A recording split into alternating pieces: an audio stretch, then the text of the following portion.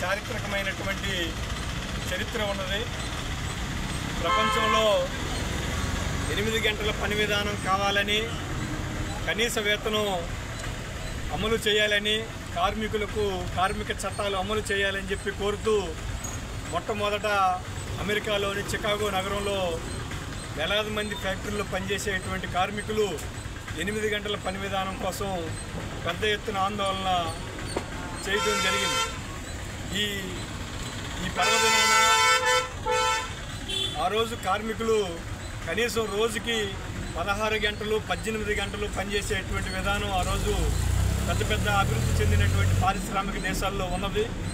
కానీ ఈ 18 గంటల పని విధానం అమలు అయిన చోట మనం చూస్తే ఒక 10 ఏళ్ళు పనిచేసిన తర్వాత కార్మికుడు నిర్జీవం అయ్యేటువంటి పరిస్థితి మనందరం చూస్తూ ఉన్నాం.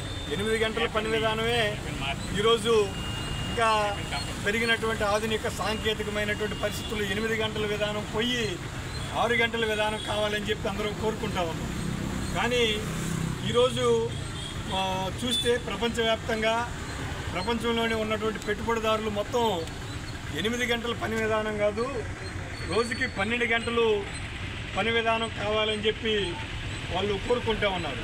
అంతేకాదు మన ఇటీవల కాలంలో పేపర్లో కూడా వచ్చింది, ఒక బెంగళూరులో సాఫ్ట్వేర్ కంపెనీ అతను వాళ్ళ ఉద్యోగస్తులను ఉద్దేశించి ఒక మాట అన్నాడు, మీరు ఆదివారం పూట ఖాళీగా ఉండి ఏం చేస్తారు, పిల్లలు ఎదురుగా కూర్చోవడం తప్ప మీరు ఆదివారం కూడా పని చేయండి అంటే ఎంత దుర్మార్గం అంటే వాళ్ళ లాభాల కోసం వీళ్ళు కార్మికుల్ని పీల్చి పిప్పి చేసి ఈరోజు వాళ్ళ లాభాలు కలవటం కోసం మాత్రమే తప్ప కార్మికుల యొక్క శ్రేయస్సు ఈరోజు వాళ్ళకి పడుతున్నటువంటి పరిస్థితి లేదు.